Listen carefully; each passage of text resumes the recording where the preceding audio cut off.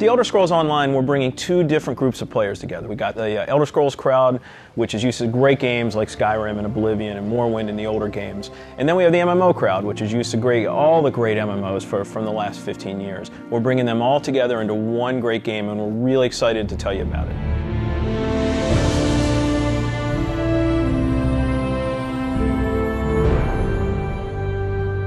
Elder Scrolls Online, everything you need to know about it is right in the name. It's Elder Scrolls, but it's online. And when the team set out, they wanted to create strategic real-time combat. We wanted to create a lot of world immersion. We wanted to create a landscape that was rewarded exploration. But all of that had to be brought together with really great social systems. So Elder Scrolls Online, it's set 1,000 years before Skyrim. And not only is it 1,000 years before Skyrim, but it draws on all the legends and everything that you've read about in the books that you find in Elder Scrolls games. So we've got 20 years of lore to draw upon. We made sure that Morrowind, Cyrodiil, and Skyrim feel like they do in Elder Scrolls 3, 4, and 5. The art style is right in line with those titles. Now you can explore all of Tamriel. You can return to places that you've seen before, and you can explore new places that you've never been.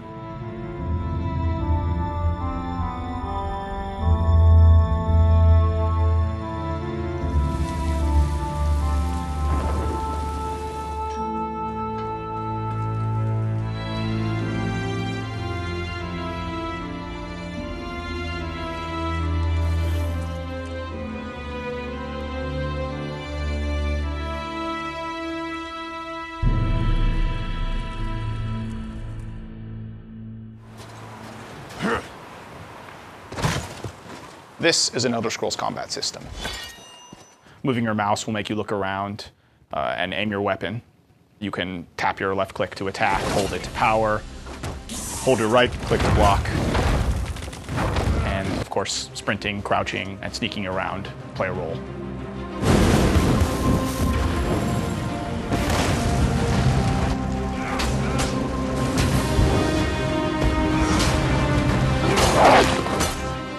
All of our characters are designed so that hundreds of them can be on screen at one time. You're going to have lots of customization options to make your character look unique. You'll find Dwarven armors, Daedric armors, Elven armors, basically all the types of armor styles and customization options that you expect from an Elder Scrolls game and the Elder Scrolls lore. By far the worst experience of any online game is at its launch, when you're trying to find your friends, you can't find people, you create a character on one shard, and then you find out everyone else is on another shard, and you have to move. That experience is not good. So we are not going to have shards. We have a technology we call Mega Server, where all players are on one server. So all your friends are right there, you just create a character, you click play, and you go. The game is smart about where to put you. It puts you in game spaces with your friends, with your guildmates. It's a way to be connected with everyone, and the game figures out where to put you. So with Elder Scrolls Online, one of the big things is that you'll be able to get together with your friends and overcome obstacles. So things like public dungeons, heroic dungeons, but most importantly, when you participate with your friends or even just with strangers, you're not competing for resources. You're all working together to overcome something, and you get equal credit for that. As a player, you're able to start off by picking one of 9 races. You'll be able to pick a class, so that's just the start though. From there, all of the choices you make with quests, all of the choices you make in which abilities you choose, which weapons you use, which armor you use, really help make your character stand out in the world.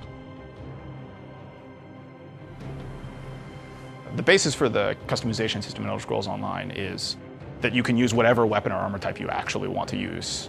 You can play as a heavy armor character who's a tank with bow, or you can play as a mage who uses a two-handed weapon, or you can play as a sneaky guy who runs around healing people.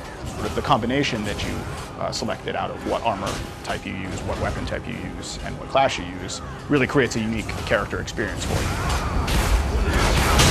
One of the things you're going to be able to do that's going to make you stand out is you have perks. For instance, perks allow you to become a werewolf or a vampire, or maybe even have special pets. But it's not just about that. There are other things like how you increase your stamina, how you increase your magic, or how you increase your health that really take you from your initial class choice and it makes you stand out because you're saying, these are the things that are important to me. This is the way I want to play. This is the role I want to take in combat.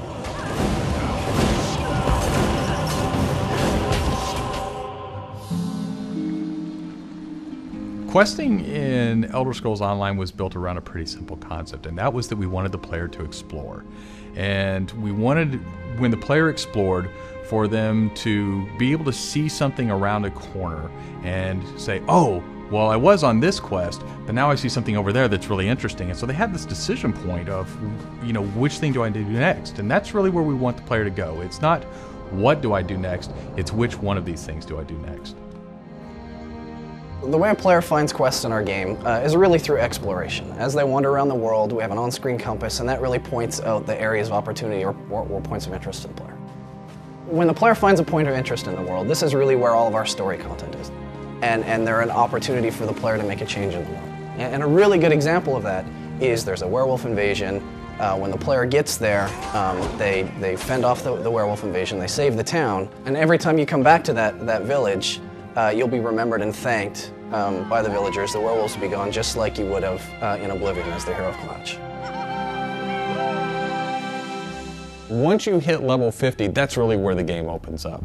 At this point, you're going into Cyrodiil to PvP, or you're deciding you want to go on a heroic raid with your guild and your friends, or maybe you might go into an adventure zone, which is our way of getting you into a zone where you can play solo, you can play with a small group, or you can play with a really large group to overcome obstacles.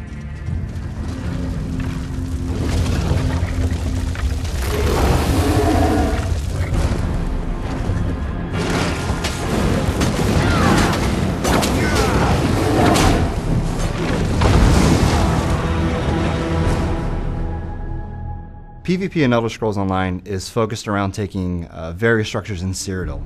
If you remember Cyrodiil from Oblivion, the space is very large, and that's a perfect setting for having three alliances fight each other.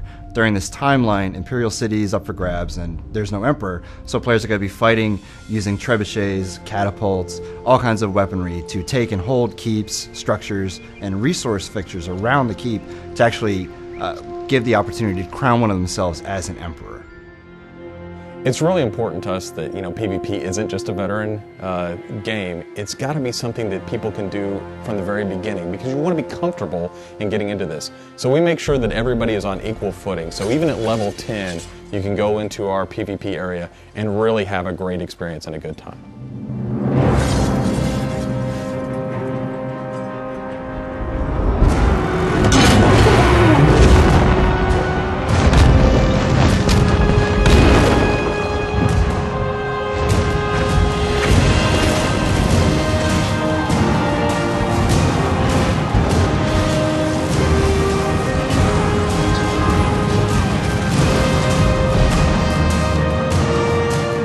With a game the size of the Elder Scrolls Online, it's really hard to, in one demo, one presentation, one video, to list everything about the game. So what you've heard today are the basics. Over time, we're going to go into more depth in everything you've heard about today, and then all the other systems which we haven't talked about yet. All these elements are going to come together and make Elder Scrolls Online the next great online RPG.